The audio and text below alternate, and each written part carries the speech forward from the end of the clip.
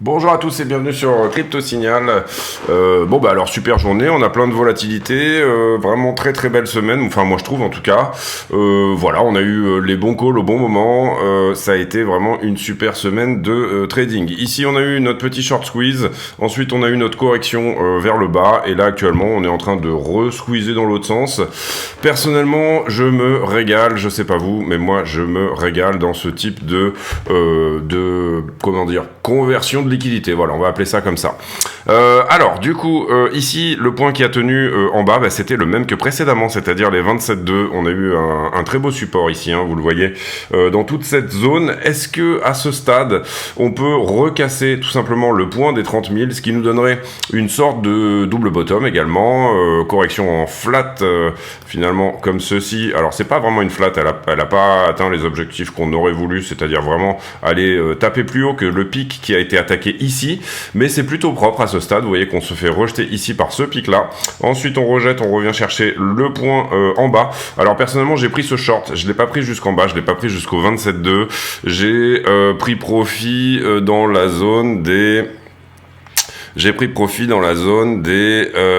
27 800, mais voilà, très propre également comme trade. Ici, j'ai pas pris ce up là, je m'attendais pas à ce que ça vienne ici retaper assez aussi vite que ça l'a fait aujourd'hui, mais voilà, en tout cas, moi je suis très content de ma semaine à ce stade. On a toujours cette trend de distribution ici, donc attention à ça, là on en est proche, vous voyez qu'on est en train peut-être dans la zone de rejeter, donc personnellement, moi je vais attendre que ce up se finisse là, sauf petit scalp éventuellement à prendre sur des structures plus petites, mais personnellement pour le moment je suis off market et j'attends. En ce qui concerne le trading, bien évidemment, uniquement. On parle trading, là on parle pas investissement. Voilà, sur la 1 heure, on est haussier pour le moment, vous le voyez comme ceci. Donc on a une structure qui éventuellement, on a ce point là qui est en train de tenir à ce stade, vous le voyez, les 28 655. Si ça repousse, si on fait un M-top et qu'on casse les 27 655, à ce moment là on peut se dire qu'éventuellement on va retester une nouvelle fois ça. La question c'est combien de fois on le reteste, au bout d'un moment, petit à petit, à force de retest, c'est comme si vous tapez sur une vitre avec une petite cuillère, au bout d'un moment, si vous trouvez la fréquence de résonance, la vitre va éclater. Donc trend de distribution, voilà, importante pour moi, et également direction préférentielle à ce stade. Pour le moment, j'attends de voir ce qui se passe ici dans la zone. Est-ce qu'on fait un M-top ici ? C'est-à-dire qu'on recasse ça, à ce moment-là on aura un très beau M-top pour aller jusqu'au 25,2, ou alors est-ce qu'on break la zone là, et auquel cas on verra après ce qui peut plus ou moins se passer.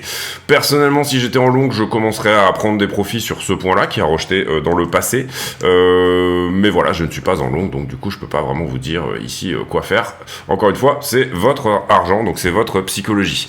Du côté d'Ethereum, un petit peu la même chose. On avait noté qu'Ethereum a avait un peu plus de short à prendre ici sur la zone au-dessus. On peut voir sur Ethereum également une trend de distribution. Alors là, est-ce que c'est vraiment propre sur le 4 heures ? On a celle-ci déjà qui peut nous donner vraiment un petit signal que vous voyez ici là, qui rejette pour le moment. Donc si jamais on la casse vers le haut, à ce moment-là, ça pourrait éventuellement nous donner un signal haussier. On a à peu près le même point qui pour Ethereum se trouve à peu près au 1818, très légèrement en dessous peut-être 1807, qui est le niveau qui ne veut pas casser et qui nous reprend à chaque fois. Qui nous remet entre guillemets dans la zone. Pour le moment, par contre, à l'inverse, vous voyez que sur Ethereum, la 4 heures est indécise. On va dire qu'on ne sait pas trop si elle est haussière ou baissière, puisqu'on est venu très largement en dessous de ce point-là, là, sur la 4 heures, et que on a une 4 heures qui est très légèrement haussière, mais on attendra un troisième creux un petit peu plus bas. Voilà, la question étant, est-ce qu'on continue finalement la daily qui est ici, comme ça, qui est très légèrement baissière, on va dire. Enfin, ouais, la weekly est haussière, daily baissière, 4 heures pour moi baissière également. Si on regarde ici vraiment les sommets en 4 heures, on va dire que c'est plutôt la 4 heures qui est baissière et la daily reste haussière à ce stade. Puisque pour moi le creux majeur en daily il est plutôt ici, on l'a pas pété pour le moment. Donc l'idée ici c'est est-ce que Ether va venir chercher au-delà ou pas. C'est ce qu'on verra je pense avec la liquidité. Aujourd'hui la news majeure c'est qu'on a un ralentissement de la croissance aux États-Unis avec un GDP, un PIB qui est en très légère, il est à 1,1% je crois. Qu'est-ce que ça veut dire? On avait eu 2,6 au dernier trimestre. Ça veut dire tout simplement que aux États-Unis, on va dire quel jour on est? On est le 27 avril, autant pour moi, on va y arriver. Ça veut dire qu'aux États-Unis, la croissance se calme un petit peu. Alors 1,1, c'est pas non plus négatif. Hein. On n'est pas ici sur quelque chose extrêmement gênant. Mais effectivement, on ralentit. On comprend ici que 2,6 contre 1,6, c'est bien. On est au ralentissement sur le GDP. Vous le voyez, 1,1 ici. Donc on avait un consensus à 2%, donc on est en dessous du consensus, ça c'est important, on est en deçà de ce qu'avaient prédit les économistes, et le précédent, vous le voyez, était à 2,6, donc une croissance qui ralentit, qui peut peut-être nous dire qu'on se dirige vers une récession. La question fondamentale ici, c'est de dire, est-ce que Bitcoin va plutôt corréler avec le gold qui est là ? Ou alors est-ce qu'il va plutôt corréler avec le S&P ? S&P qui sur cette news de ralentissement de l'économie américaine n'est pas nécessairement baissier. Vous voyez qu'on a ici à 17, on a ouvert en gap haussier ici aujourd'hui malgré cette news et on a plutôt pris ici du galon. On a plutôt pris des points au niveau du S&P. Qu'est-ce que ça veut dire ? Ça veut dire que peut-être une récession entamerait un pivot éventuel de la Fed ou en tout cas un ralentissement de la croissance éventuellement pourrait entamer ça. Personnellement, je pense pas vraiment que ça soit le cas. Je pense que c'est plutôt les news au niveau de l'emploi qui vont réellement ici déterminer la Fed.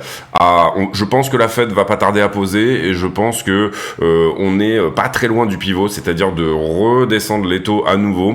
Cela dit, je m'attends, vous vous en rappelez, on en avait parlé, éventuellement à un mauvais CPI pour le 10 mai. Le truc, c'est que il faut pas vendre non plus la peau de l'ours avant de l'avoir tué, au sens où vous vous rappelez, on avait regardé ici que sur le mois d'avril, on était à l'augmentation sur la première semaine énormément au niveau des prix, au niveau de l'inflation. Mais par contre, depuis, vous le voyez, depuis qu'on avait fait cette analyse-là, les 15 derniers jours d'avril ont été extrêmement baissiers. Et finalement, on est de retour au niveau du 25 mars. Donc, on a une surtrueflation en tout cas. Maintenant, on est le 27. On peut commencer à parler quels seront les chiffres éventuellement en avril. On a ici eu un retournement. Donc, on continue la trend au niveau de l'inflation, du CPI, enfin en tout cas de cet agrégateur de prix qui est Trueflation, c'est-à-dire des milliers, des millions de prix en ligne qui sont analysés par cette API et qui nous donnent éventuellement des informations, encore une fois, sur ce que pourra être l'inflation plus tard. En ce qui concerne l'outil de la Fed de Cleveland, on parle de ça, bien évidemment, parce que Bitcoin est extrêmement sensible à tout ce qui est taux d'intérêt. Il n'est pas forcément sensible à l'inflation, d'une certaine manière, pas réellement, puisque c'est un actif qui est anti-inflationniste. Par contre, il aime bien quand il y a beaucoup de liquidité qui est injectée sur le marché, donc du coup, un crédit qui ne coûte pas cher, donc du coup, bien évidemment, des taux d'intérêt qui sont faibles. Donc, bien évidemment, on va dire que quand la Fed se lâche un peu plus, Bitcoin se lâche également avec elle.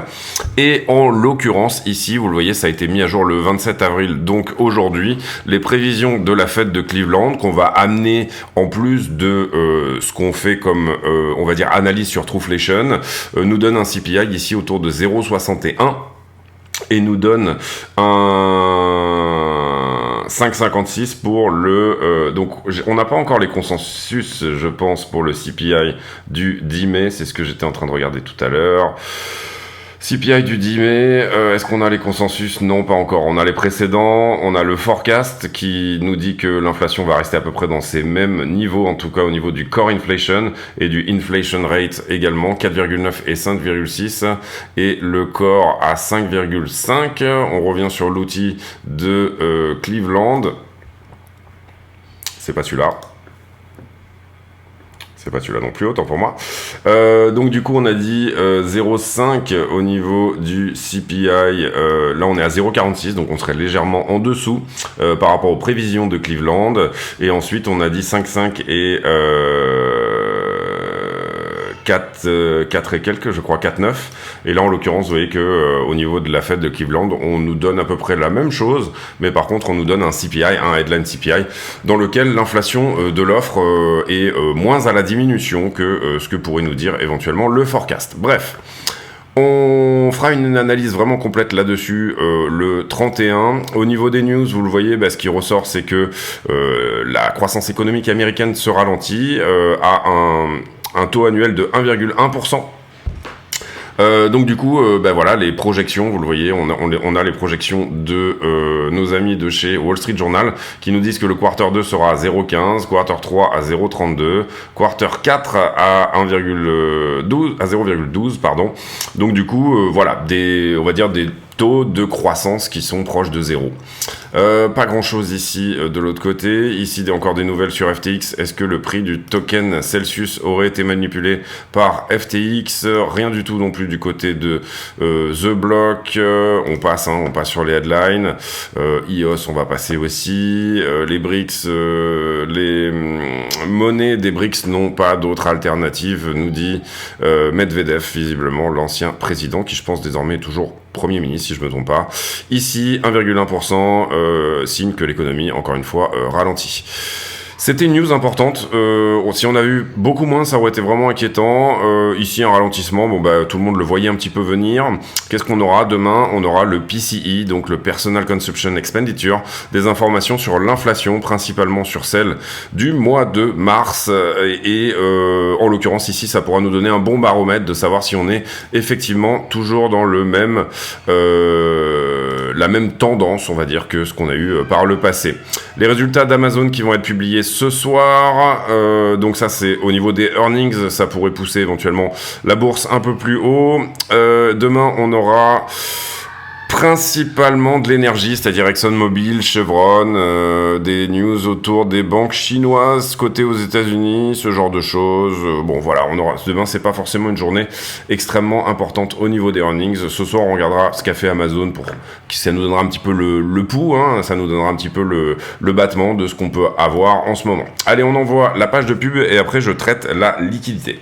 Allez, on y va pour la page de pub. La chaîne est partenaire de deux exchanges qui sont Bybit et BitGet. Ces deux exchanges ont fait leurs preuves, ils sont suffisamment liquides à mon sens et ils ont également d'excellentes preuves de réserve. Comment on passe par le lien de la chaîne pour s'affilier sur un de ces exchanges? Tout simplement, on va sur la vidéo, on clique sur la description de la vidéo et là vous aurez trois liens importants. Le premier étant l'accès au Discord, le serveur qui nous permet de communiquer. Le deuxième étant les liens d'affiliation ici que vous voyez sur Bybit et BitGet. Lorsque vous cliquez sur un de ces liens, vous allez tomber sur une page qui ressemble à ça et là vous allez cliquer sur s'inscrire. À partir de là, vous aurez de toute façon accès au moins 15% sur vos frais de trading, quoi qu'il arrive. Pas besoin de faire le reste, on va dire. À partir de là, vous serez de toute façon affilié. Mais vous pouvez éventuellement aller plus loin. Vous pouvez aller plus loin en tout simplement, une fois que vous êtes connecté, votre page de connexion, elle ressemble un petit peu à ça. Et là, vous allez passer votre souris sur votre icône de profil et ça va vous afficher un numéro qui s'appelle le User ID, le UID.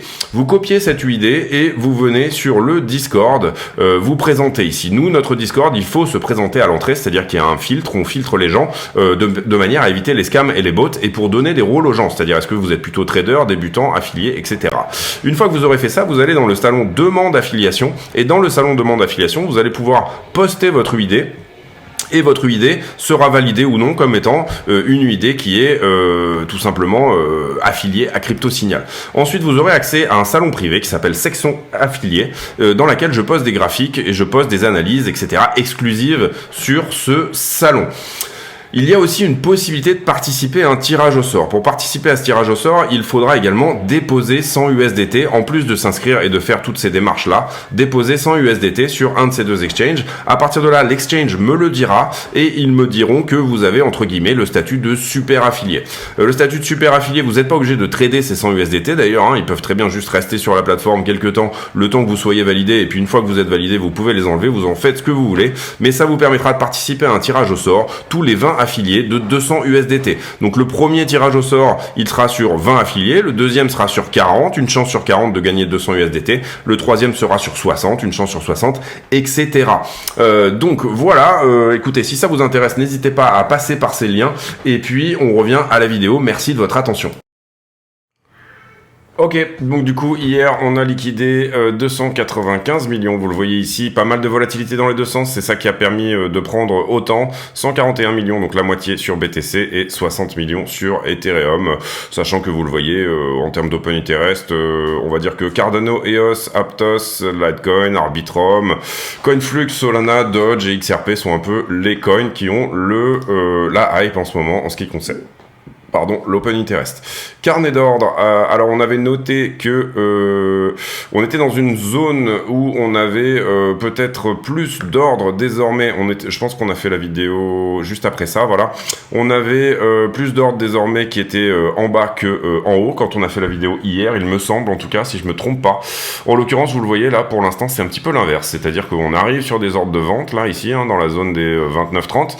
Et on n'a pas grand chose en ordre d'achat qui se sont faxés en dessous, si tant est que quand même, si on a ici, vous le voyez, 200, 300, 400 bitcoins, 500 bitcoins peut-être qui seraient à l'achat depuis le dernier plus bas qui était encore une fois aux 27 200 $. Demain, il y a une grosse clôture d'options, enfin c'est une clôture de fin de mois, donc elle est relativement conséquente. On va regarder un petit peu ce que ça dit. On avait déjà jeté un coup d'œil, mais on va quand même ici regarder. Donc demain à 9h du matin, on a des bonnes chances que le prix soit autour des 27 000. Actuellement, on est plutôt à 29. Si on termine à 29, on terminera dans le creux ici. Vous voyez que ça fait pas un sourire. Hein. D'habitude, le max pain price est plutôt proche d'un sourire, c'est-à-dire qu'on a des puts et des calls qui sont loin du prix. Là, en l'occurrence, le sourire, en fait, finalement, si vous laissez gagner le strike des 28 000, et ben finalement, on est plutôt dans la zone où ça pourrait terminer dans cette zone-là. Donc, c'est pas une clôture d'option, on va dire, sur laquelle le max pain price est hyper précis. Vous voyez, si on avait un vrai sourire là. En plein milieu, ça serait le cas, mais là on a deux petits strikes au milieu de ce sourire là. Bon, en l'occurrence, on est en train de laisser gagner la barre verte qui est là et la barre verte qui est là, mais vous voyez que la barre rouge correspond à peu près à la même chose, donc on n'est pas nécessairement, encore une fois, le sourire pour moi il se trouve ici des 30 000 aux 26 000, c'est pas une clôture d'options sur laquelle on peut réellement avoir une analyse, on va dire, pertinente, voilà. Enfin, on va dire que la fourchette est relativement large, voilà. Sur les marchés en levier, si ça fonctionne, voilà, on va y arriver, et il va falloir que je me log, donc excusez-moi, je repasse en full, 2 secondes. Hop. Ça y est, c'est bon, on repasse en partage d'écran. Alors, qu'est-ce qui s'est passé? Alors moi, ce qui m'intéresse, c'est qu'on s'est fait une nouvelle fois rejeter au niveau de l'Open Interest par la barre des 6,33. C'est une barre qu'on regarde depuis très longtemps. On a tendance à déleverager à chaque fois qu'on vient sur cette barre. Et vous voyez la quantité, là, ici, qui vient se faire prendre en longue. C'était ce qu'on attendait. À la suite de ce pump là ici, on disait maintenant on va avoir une jolie correction pour venir prendre toute cette liquidité là, et en fait vous voyez tout ce qui s'était construit là-dessus et le reste est venu se faire attraper. J'ai pas envie d'être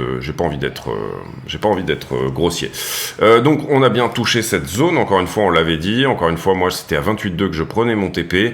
À partir de là, qu'est-ce qui s'est passé? Eh ben j'ai une augmentation de l'Open Interest avec le prix, là ça suit, c'est plutôt cohérent. Ici, latéralisation, c'est plutôt cohérent. Donc, ce qu'on va faire, c'est qu'on va mettre une zone ici à prendre en longue en bas, mais en trétillé, parce qu'il n'y a pas vraiment d'anomalie. Et on va faire la même chose pour le haut, qu'on va mettre en bleu. Pas vraiment d'anomalie ici dans cette zone, on a autant de shorts a priori que de longues qui sont rentrées sur ce mouvement, donc le prix peut un peu faire sa vie. On en saura peut-être plus en allant voir les poches de liquidité. Sur Ethereum, on a pris la borne qui était ici, qui était un peu le goal, la target, et qu'est-ce qui se passe? Bah là, jusque là, on va dire que j'ai un funding qui augmente avec le prix. Ensuite, j'ai peut-être un peu trop de longueur, vous le voyez ici, puisque le prix descend, mais le funding augmente, on est venu les corriger, donc ça, c'était une anomalie, mais c'est corrigé. Et après, latéralisation du prix, latéralisation de l'Open Interest, tout est normal. Vous voyez que la barre où on a tendance à déleverager sur Ethereum, c'est assez précis, hein, l'histoire. Hein. 3,75 milliards, et en l'occurrence, vous voyez exactement, on s'en écarte. On fait une opération de deleveraging quand on est dans cette zone-là. Donc pour moi, même 100 ans sur Ether, on va dire qu'on a un point ici en trétillé à venir prendre en longue, et on va dire qu'on a un point ici à venir prendre en short. Voilà, ça c'est sauvé. On passe aux poches de liquidité. On va faire le run et aller voir un petit peu ce qui se passe sur Bitcoin en termes de poches de liquidité. Alors, vous voyez qu'on a liquidé du monde hein, ici dans l'histoire. Là, on avait tous les longueurs retardataires qui se sont fait rect sur ce mouvement. On est repassé directement sur un delta négatif, c'est-à-dire que très précisément, on est venu vraiment corriger tout ce qui s'était passé avant. On est passé en négatif au niveau du delta sur les 5 derniers jours. Il y avait plus de shorters à ce moment-là que de longueur. Et ensuite, avec le prix qui remonte, on a réenclenché du long. Donc là, on est en train, plutôt sur les 5 derniers jours, de dire que la liquidité est plutôt en dessous On va aller voir ce qui se passe au niveau des x100 uniquement, c'est-à-dire qu'on nettoie les x25 et les x50. Au niveau des x100, on va dire qu'il y a quand même les deux grosses positions qui étaient là, vous le voyez, ont été bien nettoyées. On va essayer de zoomer un petit peu. On va essayer de zoomer surtout là-dessus. Là, ce mouvement-là liquide quand même une partie. Ici, on a le grand gagnant qui est rentré avec un prix de liquidation au 27,115, très propre. Pas de grosse position. Peut-être une position au 27,8, mais c'est pas non plus incroyable hein, en termes de grosses positions à venir prendre. On va regarder ce qui se passe sur Ethereum. Même chose, vous voyez, on nettoie tous les longs, on repasse en delta négatif et ensuite on renclenche du long à nouveau pour repasser en delta positif. Donc même chose, un peu de liquidité en bas, mais c'est pas énorme. Et en ce qui concerne les x100, eh bien, c'est plutôt propre aussi dans la manière dont on liquide les grosses positions, vous le voyez. Pas beaucoup de grosses positions longues, je trouve, plus des grosses positions short. En tout cas, quand on regarde ici, vous le voyez, les bulles. Mais bon, voilà, ça reste plutôt propre ici de ce côté-là. On va aller voir si on peut voir un peu mieux, avoir un petit peu plus de cohérence et de pertinence si jamais on va voir les heatmaps. Vous voyez que c'est très propre ici également. On vient prendre toute la bande qui est là, au niveau des shorters des 12 dernières heures. Est-ce qu'on se dirige désormais éventuellement vers les 28,2 à nouveau? Ça serait, je pense, un mouvement intéressant à faire, peut-être, en tout cas sur les 12 dernières heures. Si jamais on descend là on est à 29 050 sur le pair Bybit. Si jamais on descend, peut-être aller à 28,2. Pourquoi pas? Je prendrai pas ce trade personnellement, mais pourquoi pas. Ici sur la 7 jours, c'est excessivement propre également, sauf à dire que, vous le voyez dans cette correction, on aurait pu se dire éventuellement que, étant donné qu'on était au 27,2, on aurait pu venir chercher cette bande-là, c'est-à-dire passer dessous, et éventuellement aller chercher les 25,2. C'est ce que je vous ai dit hier, je pense que ce mouvement est remis à plus tard, mais je pense qu'il va quand même arriver. Je pense qu'on va retester les 25,2 à un moment donné. Pour le moment, 27,2, 27 200 a l'air de très bien tenir, et par contre sur la 1 mois, c'est hyper propre. Vous voyez qu'on est venu prendre ici toute la bande jaune. Bon, ici, c'est plutôt du mouvement une semaine et quelques jours qu'on a fait. On a vu qu'on était trop chargé en longue, hein, c'était le propos de la vidéo d'hier, trop chargé en longue, donc on a dû corriger ça. Et puis ensuite, derrière, pour le moment, est-ce qu'on valide désormais le fait d'aller chercher les 31 600? Eh ben, on le saura quand on aura pris, malheureusement, de la liquidité un peu plus haut. Personnellement, sur la conclusion, je vais essayer de montrer quels peuvent être éventuellement les différents scénarios que j'envisage. J'ai déjà commencé à en parler hier, mais voilà. Pareil, c'est très propre sur la 12 heures sur Ethereum. Si on devait recorriger à nouveau, 1852 pourrait être éventuellement une target, peut-être 1830 même. Ensuite, sur la 7 jours, c'est assez propre aussi. On avait chargé la mule, vous le voyez ici, depuis le 24. Donc, on a fait ce short squeeze. Ensuite, on avait recommencé à charger la mule. Étonnant que les 1007 aient tenu ici. On aurait pu vraiment aller prendre une zone un petit peu plus bas. Et là, on se remet bien et on repart dans l'autre sens. Est-ce qu'on se dirige vers les 2000? Ou alors, est-ce que c'est juste la baie d'une correction? C'est la question qu'on va se poser maintenant avant d'aller conclure sur des time frames éventuellement plus petites. On va rester sur une heure ici. En l'occurrence, vous le voyez, on en avait parlé, on avait dit, bon, on est en train de regarder une A, on le sait, hein, je parle d'un mouvement plus grand ici, on est en train de regarder une A, il va y avoir une B, et il va y avoir une C. Pour moi, voilà, il faut voir les choses comme ça.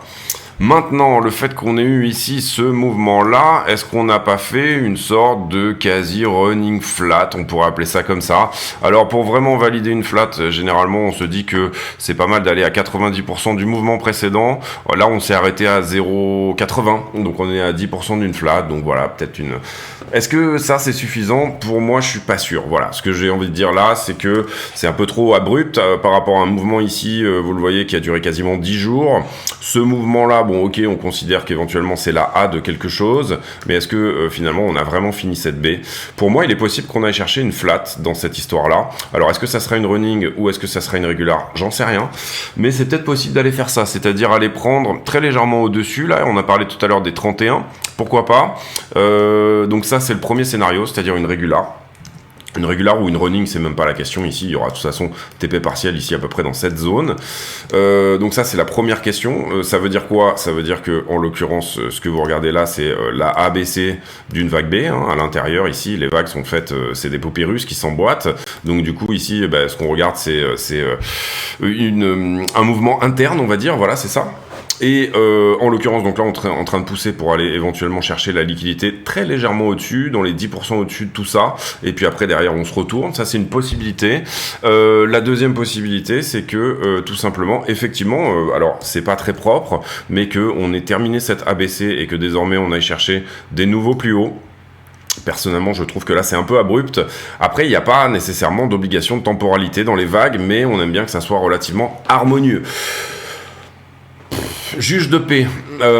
Déjà, si on passe cette traîne de distribution, on saura qu'on va soit vers une flat, soit que le mouvement est effectivement fini. Donc là, on pourra tabler, en tout cas pour du trading, à aller reprendre les 31, aller rechercher de péter le plus haut qui est ici. Donc si on passe cette traîne de distribution, pour moi, on est en train de coucher ce niveau. Et donc ça veut dire que potentiellement, on va attaquer celui-là. D'accord pour en revenir vraiment à de la price action, concrètement, on s'est fait repousser ici par le pic qui est ici. Vous le voyez, on est venu l'attaquer et on s'est fait repousser tout pile par ce pic-là. Et la traîne, mais c'est le pic qui nous repousse. C'est pas la traîne. Comprenez qu'une traîne ne repousse pas un prix. Une traîne, c'est plus ou moins... C'est un niveau et avec le temps. Donc c'est un niveau que vous considérez en 3D, on va dire. C'est-à-dire que vous intégrez la partie de votre axe qui est le temps, qui est en bas, qui est votre abscisse. Abscisse, c'est ça. L'ordonnée étant le prix. Ici, en tout cas, très bonne défense des 27,2. À ce stade, prise de liquidité dans tous les sens. Pour moi, je tablerai bien sur une flat. Encore une fois, voilà. Je pense que cette correction n'est pas terminée. Je pense qu'on a quelque chose à aller chercher en dessous des 25. Voilà, est-ce qu'on va le prendre ou pas? C'est un petit peu la question à 100 000, en l'occurrence. Voilà, est-ce qu'on va réellement faire ce mouvement de liquidité ou alors est-ce que les grands gagnants seront ceux qui ont effectivement des points d'entrée et de liquidation qui se trouvent autour des 22,5 et 25? On va voir, voilà. Pour moi, j'aurais tendance à dire que ce mouvement va aller plus bas. Mais peut-être qu'il peut, avant ça, revenir prendre son top et là, encore une fois, nous donner une flat. Donc le scénario, moi, que j'aurais tendance à dire le plus probable, à mon sens, ça serait même pas tout simplement une regular flat, mais ça serait éventuellement une expanding. Une expanding, c'est-à-dire une flat qui revient bouffer sa racine ici et qui potentiellement nous donne quelque chose autour des 1.618. Je pense qu'on avait déjà fait cette analyse-là.